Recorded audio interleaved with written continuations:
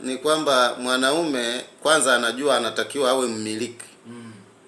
Kisaikolojia mwanaume anatakiwa awe mmiliki, na nafikiri hata katika uumbaji kwenye muktadha wa kidini mwanaume ndiye aliyekabidhiwa bustani ya Eden.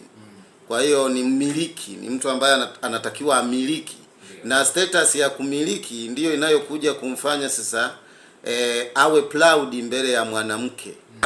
Kabla hatujaiona mbaya au nzuri, kuwa na tamaa sana ni kitu kinachohitajika, kwa sababu inatakiwa wewe ndiyo ulete security ya kifedha nyumbani, wewe ndiye ulete security ya marazi nyumbani, ulete security ya chakula nyumbani na kila kitu. Yani ipo kisaikolojia ni kwamba mwanamke alitakiwa kusubiri, hakutakiwa kutamani. Alitakiwa kupewa, hakutakiwa kutamani. Kwa hiyo ndo maana mwanamke akiwa na tamaa, for instance, mbaya, inakuwa mbaya maradufu kuliko mwanamume ambavyo angeweza kuwa na tamaa namna. Anapaswa apewe, amegewe sehemu. Ndiyo ambayo ndiyo psychological, hata yeye kaumbwa hivyo kwamba anatakiwa apokee.